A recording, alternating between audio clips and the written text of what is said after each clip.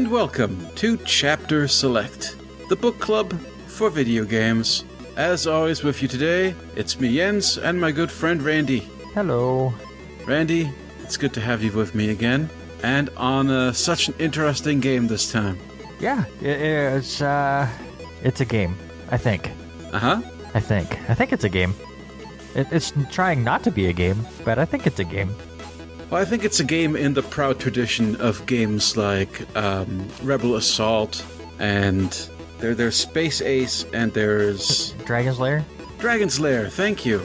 It's a cinematic story type game, and while there will be interactive elements, and over the course of Asura's Wrath there's more and more interactive elements introduced, it is at its heart, I think, trying to be a series of anime. Yes. That every now and then you play. 100%. Okay, so we have been radio silent with each other, other than me messaging you after I played the first 2 episodes.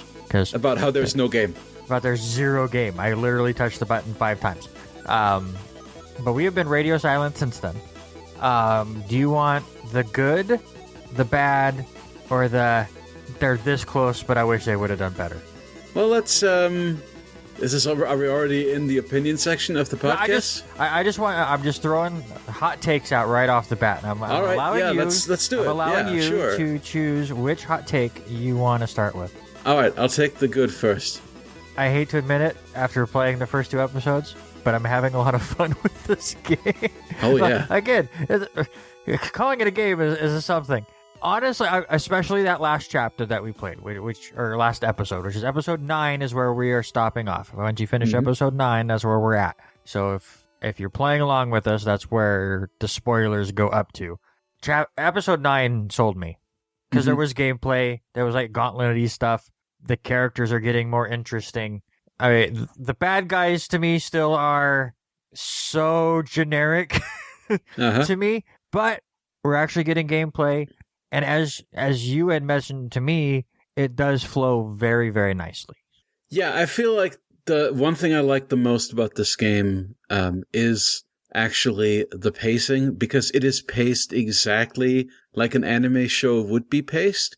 And while there are gameplay interludes, there are your action set pieces, they really only happen to the extent that they would happen in a movie or an anime where, you know, when there's a good story relevant reason for it, there will be an action set piece. But other than that, it's just progressive. Like at no point, or almost no point, I think there's like one sequence kind of in the middle in like chapter 5 or so where you're on an elevator and you get to brawl people for like a minute or 2. I think that was either 8 or 9. It was near the end. But other than that, I feel that it really, like, one reason why it feels like there just isn't, even though it's a game that has fairly baked combat mechanics and basically becomes a third-person action game sometimes, you know, sometimes it's an on-rails, it's basically either a, like, Panzer Dragoon or Rebel Assault type kind of on-rails shooty type game. Yes. Or it is a third-person action game, or it's a big quick-time event kind of set piece. Yes. Where you're mashing buttons and doing timing stuff. So those are kind of your 3 modes. But there really is actually plenty of mechanics there. It's just that, you know, you get the boss fights, and then you get the couple of times that it actually throws you into a battle, because it's a battle that's greatly relevant to the story. But you're never like grinding out. You're never just going through a dungeon and killing 100 enemies or like doing any lengthy gameplay sections. They're always little set pieces. I highly doubt that, because after every episode they give you a rating, and it's based off of time and combat and how good you did with their quick time events. And I don't know if my time ever has gone over 7 minutes on any of the episodes. Of actual gameplay. Of actual gameplay that's in there. But I do have to say, again, compared to the first couple of episodes, these last few, there has been more gameplay, and the story, again, has me interested. It is, as you said, it's very anime. I don't watch a ton of anime. I'm not a big anime person, but I grew up in the days of Toonami on Cartoon Network. So obviously I've watched Dragon Ball Z multiple times, and that is my anime of choice. I know it's very generic to people that really love anime, and it's like, oh, it's like the most basic thing. But I see so much Dragon Ball. Well, you can kind of tell of that Asura's Wrath. These developers, right? It's a CyberConnect 2 game. CyberConnect 2's claim to fame is they make those 3D Dragon Ball and Naruto brawlers. It shows. So this was their attempt. I mean, it shows to the point of all of the main bosses you face have to call you a monkey, which is a straight out of Dragon Ball thing. Every time your guy has failed and died, he has to go back up this tower, which reminds me of something from the original Dragon Ball shows. There's just so many little things that I'm like, oh yeah, there's Dragon Ball. Yep. There also, I would say, I'm even seeing parallels with the movie that we just reviewed, Final Fantasy: The Spirits Within, in the sense that in both of these stories, planets essentially have souls. They're even, Gaia gets referenced in both of them. There is a kind of a type of monster that humanity is at eternal war with that's spawning from Gaia in some way. Yep. So these are all, and I'm not saying, not that in any way I would say Asura's Wrath is influenced by Spirits Within, because it's obviously not. It's just that both are drawing from anime and manga tropes that are well trodden. Mm-hmm. All right, so that was my good. Do you want to go straight to bad, or you want to go to the main? No, let's go to bad. Let's go to bad. Let's hear the complaints. Despise the flying sections in this game. I find them to be the most boring. Only for the fact that I have never, so far in the 9 episodes, though you only do like 3 or 4, I've only done 3 or 4 flying sections. I've never even had to move the controller in any of these sections. I hold down the rapid fire button. All the bullets go around me. Even if a missile comes and hits me, I am building up my meter far more than I'm getting hit. It is style over substance. That's what this game is. It's style over substance as far as gameplay goes, which is fine. It's a big set piece building thing. It's a cinematic story game. Yes, it's all about, we wanted to make an anime. We can make a really, for the time, I've got to say, 360 era, an amazing looking anime game. It's fantastic. There's other things that just blow my mind that it came out 9 years ago now, 2 generations ago, as far as systems go.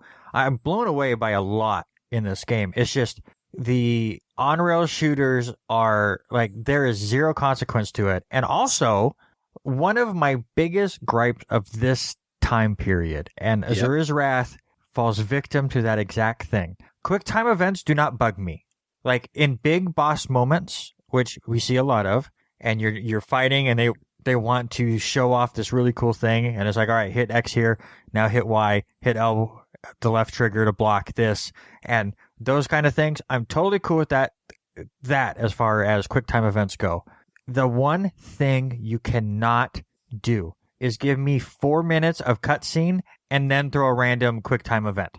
Absolutely not. You can fuck off. I don't want to play your game anymore. Oh. Those drive me nuts. You know why? Because you have set me up to enjoy your story. I have set down my controller. I have grabbed my drink because I don't want to pause your game. I'm going to enjoy the gameplay. And during the cutscene, I'm going to enjoy my snack and my drink. And now you're throwing a quick time event. However, with Asura's Wrath, just like when it comes to the on-rail shooting segments, the quick time events do not mean shit as far as you cannot fail a quick time event in this game. It just ruins your score at the end. Yes. If you don't hit the quick time event in the cutscene, Asura is just going to do the motion anyways, and we're going to just move on. And that is why I'm not going to knock it any points, because I gave up. I did not care.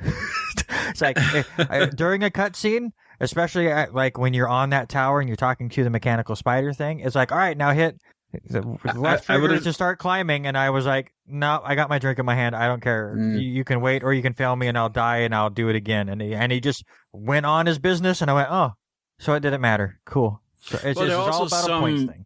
There are some quick time events that are not timed, where it's just waiting for you to do a button prompt to continue, basically. By the way, you brought that up, and I've been ranting here for the last couple of minutes, and I want your opinion. But my favorite quick time event is with that first main boss after you get resurrected, the big fat dude. With the 100 fists? And it tells you hit B to shut him up. Oh, that. And you're like, well, I want to hear part of this. Nah, I'm done. And you hit B, and then you get an achievement, and you punch him in the face. Mm-hmm. That was clever, and I really like that.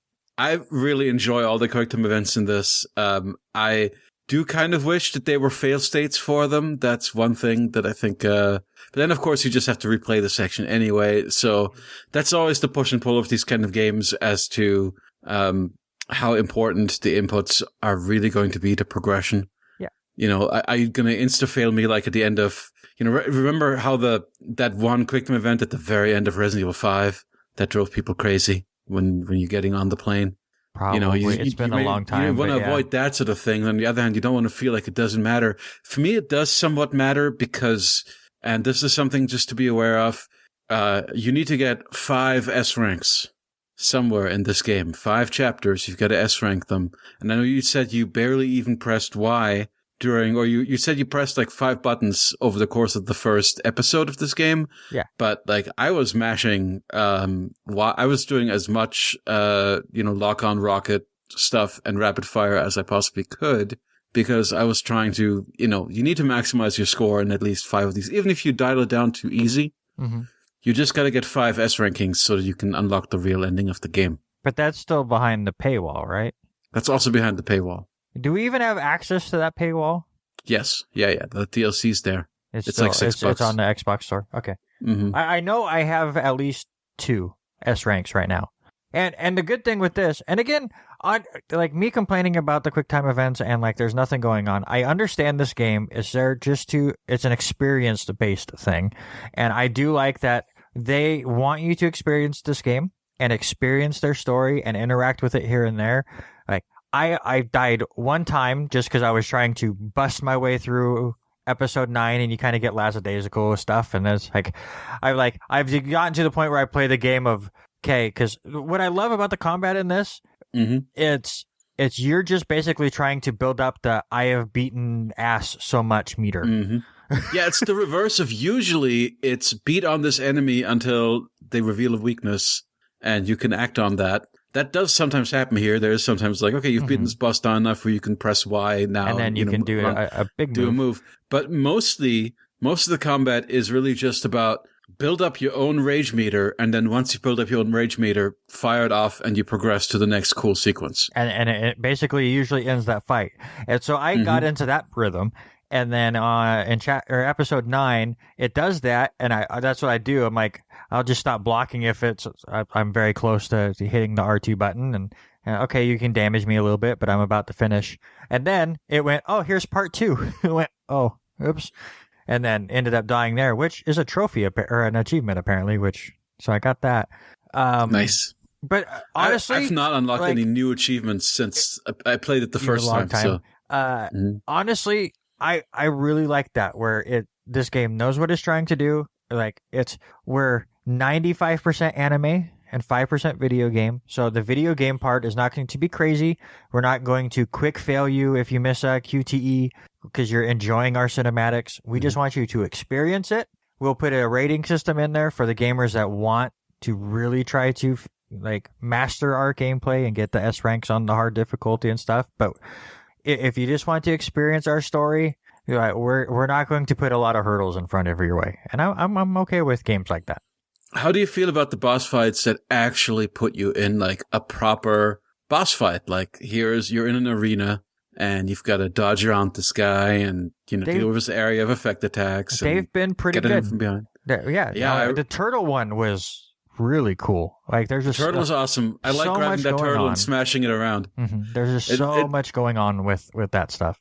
I really enjoyed. I think it was episode 6, Confessions of a Mask, where you've just kind of come out of the fight with the big guy, the giant guardian guy, who smushed you under his little finger, which is an amazing sequence where you just see him press his finger down on the planet. It's so Dragon Ball. It's and crushes you into the ground. And he's also ripped off your arms at this point. So the next episode basically starts like immediately with the next boss fight, where you are now literally armless, which your arms are actually the ranged attack in this game.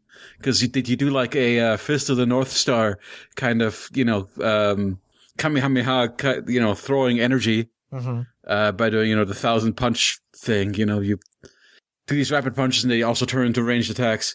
So you don't have that. All you have is your kick. And it's just this kind of, it's not a bad kick. It's like a really heavy, like you're kicking in a door or something. But just trying to spam that against this buff, you feel so pathetic. It's such a great kind of limited, it's a fight that limits you in such a fun way. And you just barely scrape by with just building up your rage just in time before he wipes you out, basically. Yeah, I'm having way more fun now that I've gotten through that. Honestly, other than there's a little bit of backstory in the first 2 episodes. As far as gameplay goes, those first 2 episodes did not need to exist. Because when you start episode 3, they give you the tutorial they gave you in episode 2 again in more depth with your mentor guy doing the typical video game tutorial mode of going, ha, that's it. And like every 5 seconds because you've hit the X button like he asked you to do. So it was just like from episode 3 on, like gameplay wise, it does improve. I love the visuals of it. The music in this game, outstanding. Oh my god! Especially again, this is how many years before like the newest God of War came out, and it has that same epic feel to it. To me, I had this in my head. This game so far to me feels like a mix of Devil May Cry mixed with God of War mixed with all of the anime. That's what this game feels like. Like you get a little bit of the crazy combat of Devil May Cry, you get the crazy set pieces and visuals, and both of them have great music, but all of that from God of War, and then just sprinkle in all of the anime tropes you can think of. I'm sure there's even more anime tropes because I don't watch a lot of anime that I'm missing. But that brings me to my third quote unquote hot take that I have so far of this game. And it's that what I like about it, but I just wish they would have went all in. And that is, as you said, they built up every episode like an episode of anime to the point that in between said episode, you get a commercial break, kind of like you would. You get the little title cards that you get to separate the commercial break. If you bought the DVD of your anime and then you're missing the commercials that go in it. That's awesome. At the end of the episode, you get this cute little section that kind of gives you a little bit of backstory, which I wish would have been at the beginning of the next episode, because I had one issue and I messaged you about it that I finished, I want to say like episode 4, and it went to save and just died. Like I just was stuck on a save screen. So when I came back, it allowed me to play episode 5, but I missed the little story section. I think it gets unlocked and I need to go look for it. Yeah, that's unfortunate. You can, I think, definitely get back at that in the the game has an archive where you unlock cinematics and stuff, so I think you can revisit that fairly easily. But it's like one of those things where it's like, okay, you finish a chapter, now you save, and a lot of times if I wasn't playing this game for the show, I go, okay, I finished this episode, I'll come back to it later, and you turn it off, and then you're going to miss a whole section of the story.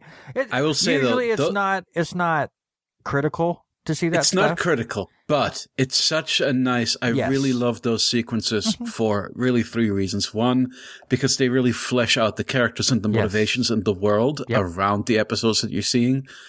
Secondly, because I really dig the piece of that really relaxing piece of music that accompanies them. It's such a nice kind of like, here's your downtime relaxation mode in between these epic episodes. And then just thirdly, those illustrations are gorgeous. 100%. I could do if the whole game was just, a visual novel in that style, I would be perfectly happy from an aesthetic standpoint. It looks really good. It's so good. You get that, and then you get a next time on Asura's Wrath, which gives you mini spoilers of what happens in the next episode. Yeah, so, I love that too. I love the previously on and the next on. I mean, the recaps are really useful, and the next on are good. Obviously, yes, mini spoilers, but it's that hype building, right? Where it just makes you excited to keep playing. And it does ask you every time of, hey, do you want to go to the next episode, or are you done for it right now? And you can just go back to menu. All of this is great. and it makes Azura's Wrath feel different and stand out than other hack and slash style games. I love all of that. The only thing I wish, and if they ever remade this or made a second one, which I know a lot of people are craving for, every time I bring this up on Twitter that it's one of the last 5 games I've played, everyone freaked out about it and love it.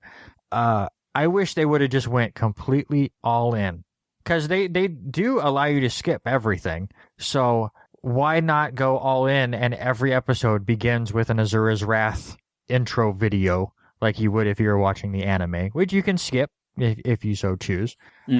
Give me a commercial in between those title cards. That would be hilarious. See what kind of crazy stuff you can come up with there. And then you get credits at the end of episode 6, I think it was. They do the early credit roll joke, basically, that has become a staple. It's the end of that part. So they do that.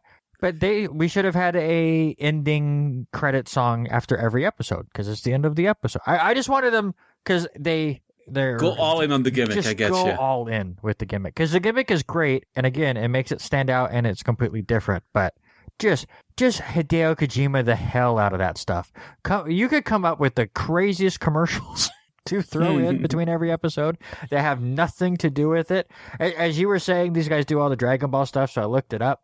They do all the .hack stuff, which that is a whole nother world that they could have thrown commercials in. I remember playing the first couple games of the old .hack series, and so they could have just went nuts with it. That's the only thing. Again, it's not a knock, it's not a complaint. It's just, I really enjoyed it, but man, if you could just turn that to 11, I agree with you. Oh man, there's a ton of potential with this game still, that for as much as this game does certain things better than any other game or differently than any other game that I've ever played, there are definitely opportunities that they didn't capitalize on. But honestly, I'm going to cut them some slack on this, just because, this was a labor of love for them that they kind of barely got made and then didn't really do well for them. This is their attempt to create I mean, again, the potential for Asura's Wrath 2 is just insane, especially with some of the stuff that they're teasing in the DLC. But we'll get to that. But we should get to the story somewhat and kind of try and talk about what is going on in this game. So, this is some version of Earth, I suppose. It is ruled, we're in a future that is a combination of kind of high technology and magic or spiritualism, basically, where mankind is fairly advanced. There is an upper class of people that have basically ascended to be these immortal demigods who are ruling over humanity and regulating everything. And they're dealing with monsters. They're at a kind of centuries long, seemingly endless war against these kind of creatures called the Goma, which are coming from inside the planet. And we begin the story at the eve of the final battle of what is known as the War of Creation, which is the war between these demigods and this race of demons that is being birthed from inside the planet for some reason that we don't really know yet. And they've got their giant super weapon that they're going to deploy to deal with what's it called, the Vilka or something? Oh, maybe? The main... God, I can't remember. I know what you're talking about, but... Viltra. The Viltra is the main kind of demon, which you see, literally you just see its mouth pop out of the planet like a giant volcano crater, which is a pretty cool monster design that we'd see just a little bit of in the beginning of the game. But yeah, they're trying to use the super weapon on it called the Brahmastra. As some listeners might start taking notice of or already have if they've played this game is appropriating a lot of terminology and just names from Buddhism and Hinduism. That is just kind of taking, it's just taking the veneer of that a little bit because they think it's cool. So, but I don't think any of these, I'm no expert in this kind of mythology, so I can't tell you if there's what the parallels are really, other than just taking the names from things. It's kind of like when there's just names from the Ring of the Nibelung showing up in Odin's Sphere. It doesn't really mean anything other than the guy who wrote Odin's Sphere thought those names were cool. Anyway, so yeah, it's this seemingly final battle where they're trying to take out this giant demon thing, and they manage to just barely subdue it for now, though it's not completely destroyed. And there's a great victory celebration, and then the political intrigue begins. And essentially, the emperor of this nation, Emperor Strata, he is, they've got about, I think it's like 12,000 years or so. They've basically bought themselves some time now for which the demon race is going to be subdued and they can rebuild. And the generals are very adamant that they need to build up a force right away and be ready for the next phase of this endless war. Whereas the emperor is not really on with that. He doesn't really want to do that. He wants them to enjoy some peace for a while and for society to recover and for mankind as a race to recover for a bit. And we'll figure out there's more to it than that. But at that point, the emperor is suddenly murdered, and Asura is framed for it. Also, Asura's wife, I believe, gets killed as well. And they take his daughter. I should say his daughter is very important. She's a high priestess. She is very important for channeling the magic of this world. Mantra, yep. Yeah. So, and if you've played through Chapter 9, you have seen that mantra basically is harvested from human souls. And you see this happen, which at this point we don't really know yet. But yeah, they need a lot of mantra to fuel that super weapon. And yeah, so we know there's some sort of a political dispute about how we should be proceeding in this war that then gets the emperor assassinated, gets Asura framed, his wife murdered, and his daughter taken to essentially serve as a living weapon, to serve as the high priestess, and further whatever the scheme of these 7 generals might be. They're, of course, initially the 8 generals, the great... Well, they were the 8 generals, now there's the 7 demigods, right? Yeah, well, the thing is that Asura... upgraded. Well, essentially, Asura gets kicked out, and his daughter joins them. Or his daughter's already joins them, which is when the 7 become the 8. Yeah.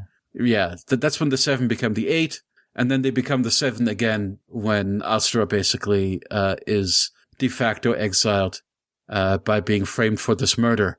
And a lot of time he gets basically there are several points in these first few chapters where Asura basically gets defeated, drops down into hell, and then has to crawl his way back out of hell while having flashbacks of his happier life. Mm-hmm.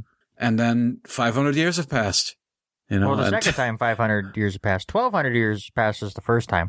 The first time is 1,200. The thing that made me laugh was you die, you go to hell, you come back, it says 1,200 years have passed, and the first person to see you doesn't even go, "Oh my God, you're back," or anything. It's like, "Hey, Azura." What? I understand you got demigods and stuff and they've lived so much, but it looked like it was like a normal soldier that sees you and just goes, "I've seen you on a wanted poster. Right. And I know exactly who you are. And now here comes the fight." Or it just instantly goes. I was like, it's been 1,200 years.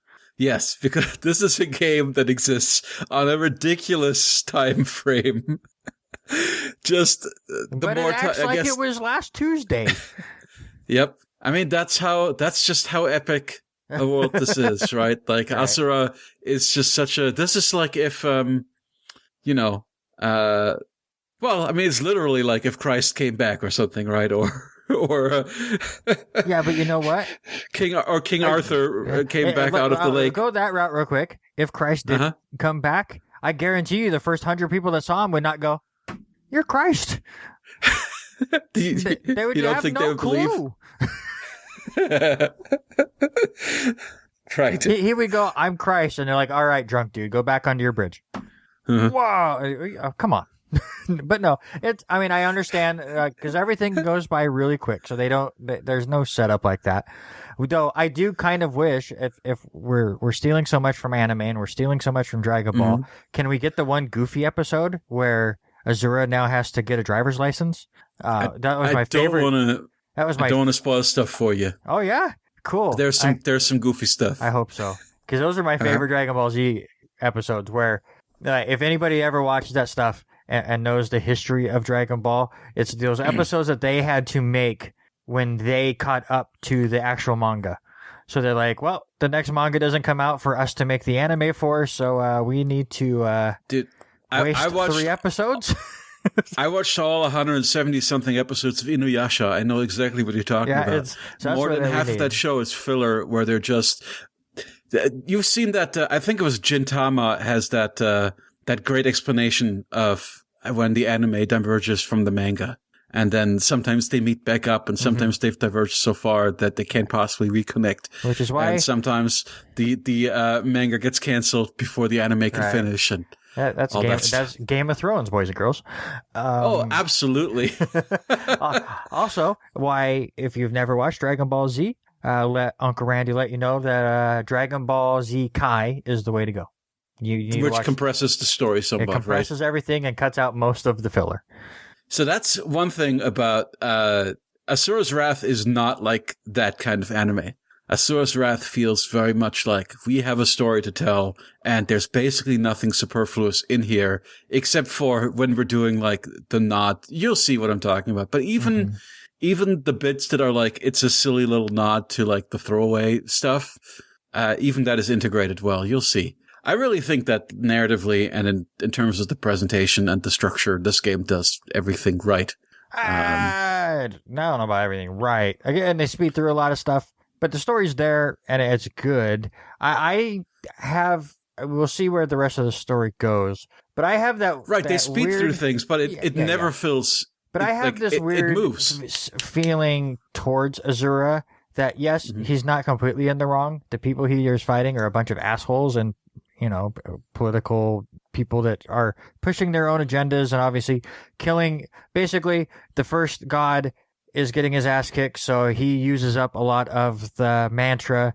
So now all these other guys have to go out and kill these people to fill it back up and are evil about it. But you know what? From what I've seen so far, Asura is not a good dude either. A lot of this would have went away. No, well, you think about it. Haven't you already seen the beginnings of Asura's... Well, here's the thing. I don't think he's ever a bad dude. I just don't think he's really thinking about the overarching consequences of these insane planet-level battles that they're having to the population. Well, it's not just that, but he has died twice, and every time he goes, things calm down.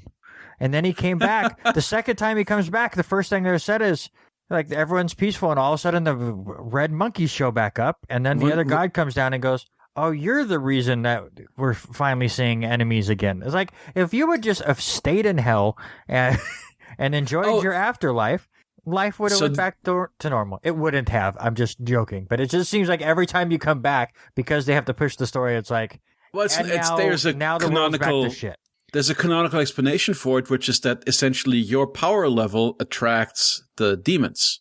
Yeah. So that is your emergence. Yeah, so stop emerging, Asura, and the monsters wouldn't show up. But the only reason that there is relative peacetime is because we're in the time, we're in that kind of holding period, which the other deities are using to execute whatever their corrupt plan is. Again, where they are abusing... I was more joking about the Asura being a bad guy. It's just one of those, like, if you would just stop trying, sir. But that chapter that you're talking about, so basically what has happened is Asura at this point, he got encased in lava, and his body is just, there's like a monument to him that also is him, where he is enshrined in stone, essentially. Just chilling and there. he actually serves as a beacon that keeps this village safe. Like, the reason this village has been safe for thousands of years is because Asura is there, and basically his presence is what has kept the monsters away. But when he finally wakes back up, and there's kind of, while he is in hell, and this character will become important later in the story, is this little spider that talks to him and motivates him to take his revenge. Great character. And is this kind of nagging him and pushing him to climb and, go back and do what he needs to do. And every time that he thinks, maybe it's better if I don't do something, or if I should, give up or whatever. The spider is there to like be a little, whether an angel or a demon on his shoulder is not really clear. You're right, of course, there's a lot of collateral damage wherever Asura appears, but essentially, what you learn in that very chapter, once he reemerges, is that the demigod's army, if demons appear anywhere on Earth, the demigod's army will be there shortly to basically cleanse the area, kill all the people there, harvest their souls in the guise of saving them, and wipe out the demons and basically leave behind the wasteland. Huh. And it's like the movie we watched last week. Asura sees this happen and turns into, he becomes the Ken from Fist of the North Star or Kiryu in Yakuza, right? This is the point where he becomes defender of the helpless, and he's got this little girl who reminds him of his daughter, yes, that he's protecting, who prayed to him all these years, which he doesn't know at this point.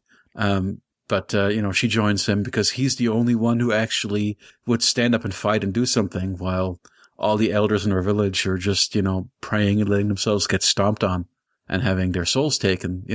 Asura actually protects people and is starting to see the collateral damage and that these people's lives are worth something. So, I see him. He's kind of like if you threw Kiryu and Kratos in a blender, but you only came out with the good qualities. Like, I see him as, it's what if God of War, what if Kratos was not a moron and actually had a righteous cause? We will get to that, sir. But, people have actually, when this game came out, there were a lot of negative comparisons to God of War. Oh, I'm sure. And you look at... Because if you expect it to be God of War, you're going to say, what is this? Yeah, and honestly, that's how I kind of came into this, and especially those first couple episodes. I'm like, you don't even do anything, and the story's like just flashing through everything. And that's another reason why I think this didn't sell well, is you look at the review scores that this game had, and unless you had somebody that just got it instantly, they're going to like compare it to a God of War and go, you know what? They went over the top and it's weird, but it's definitely no God of War. And then they score it low and then nobody plays it and it kind of falls off. It's like, by no means is this a great game, but it's a very great experience so far. I'm loving the experience and I'm loving the aesthetic, but yes. Did it need to be a game? So far, no. But we have another half of the game to go. See, whenever it's being a game, though, I really enjoy it. Like, I actually enjoy the structure where, you sit back and you go through this very fast-paced, very entertaining, just one more episode yes. kind of story. And then every now and then, whenever something really cool happens, you pick up it just goes, okay, yeah, now go have this fight, and it takes about as long as a fight would take in an episode of Dragon Ball Z, and then you move on with the story, and there's never, if you're expecting a game where you're dungeon crawling for hours or exploring an environment for a long time, that never happens. There's been one time where I moved the character outside of a fight, and I went, what are we doing now? What was happening? I've never controlled Asura outside of a battle until this one moment where you walk through. I'm like, what is happening in this game? But no, again, I think if this game was slower paced, we would have a Dark Cloud situation possibly on our hands. But because it is so fast paced and those battles, I honestly, the combat's pretty basic and that's totally fine. But because they only last 4 or 5 minutes, and then the cutscenes go by really quick.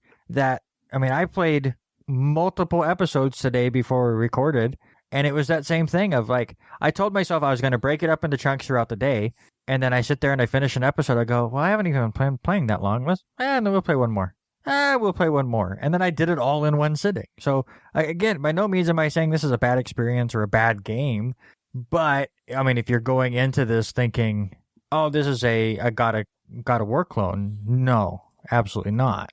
It has great God of War style music and God of War style set pieces, but by in no means do you want to compare God of War gameplay with this. I would say, obviously, God of War, you could say that's a real video game or whatever. No, I like if you're talking story and world and whatnot, I would actually take Asura's Wrath over God of War.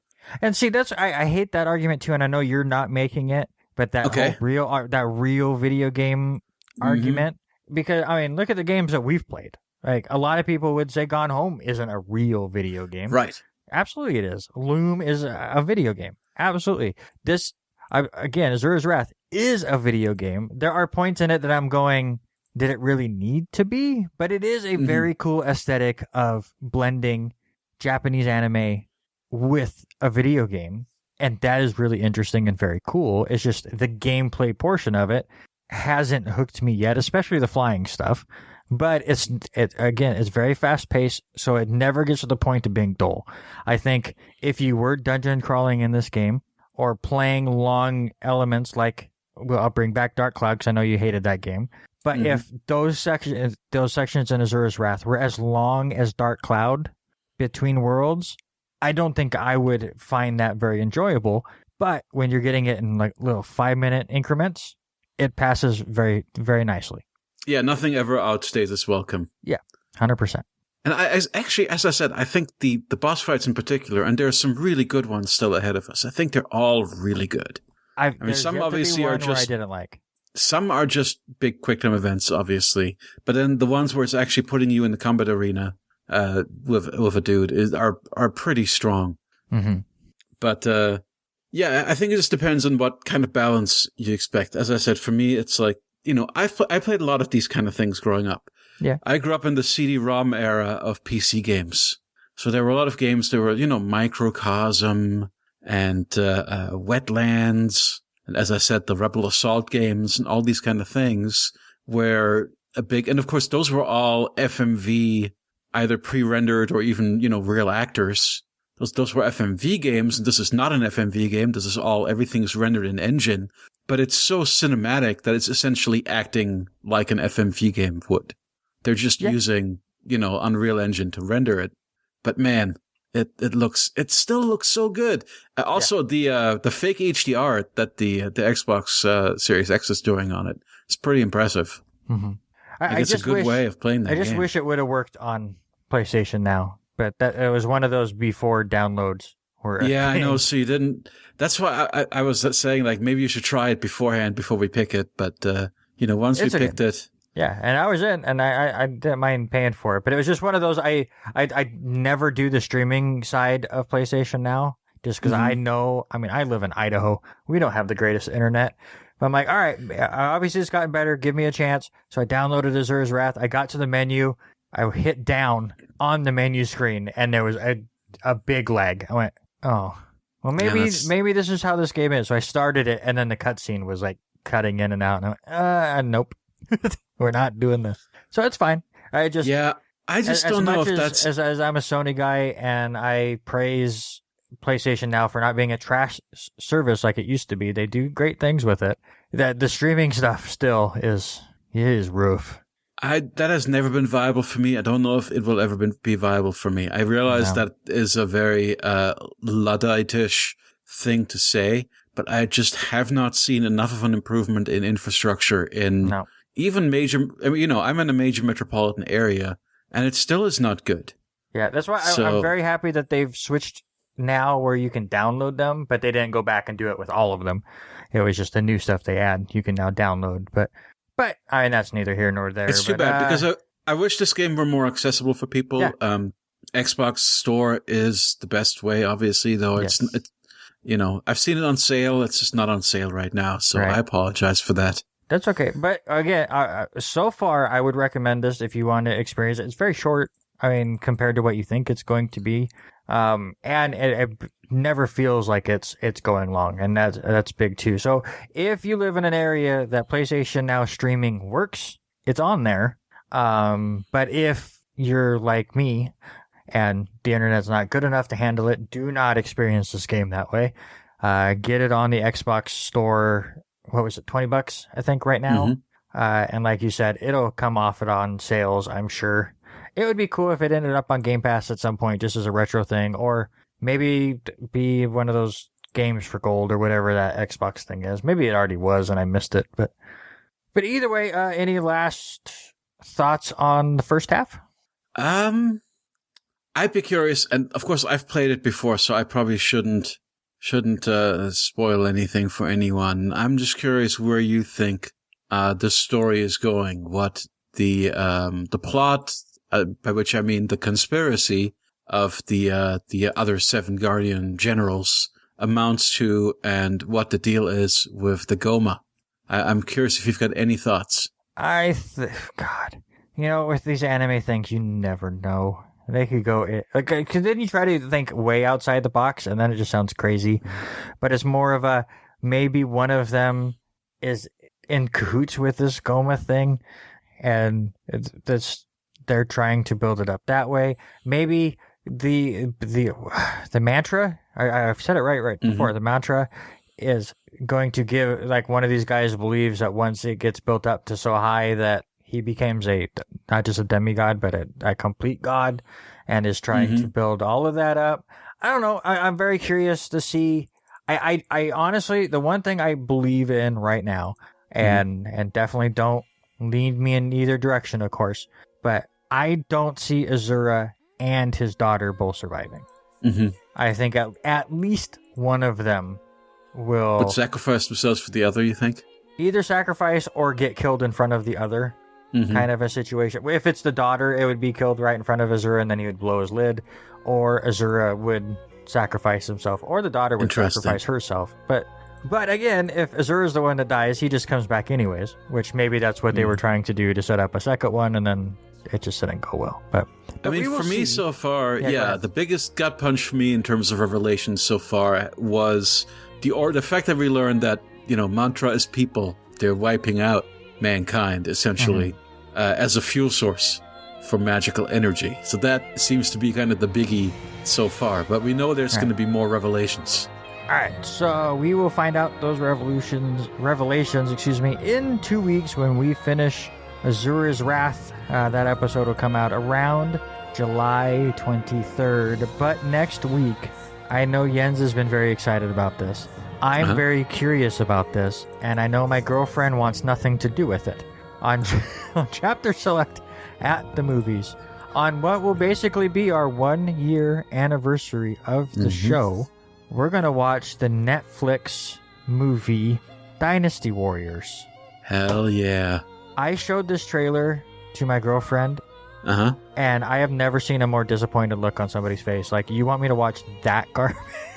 Like, really? Absolutely not. 100% no way. Like, did she give more detailed? This was almost Postal levels. Yeah, I showed her a little bit of what the game was like. She goes, it looks so bad. She just said it looks so bad. But we will see. Well, I have not watched it at all other than the trailer. It is on Netflix right now. Jens and I will be back next week to talk about that. And I think the trailer looks great. I can't wait to see it. It's going to be funny. It's going to be great.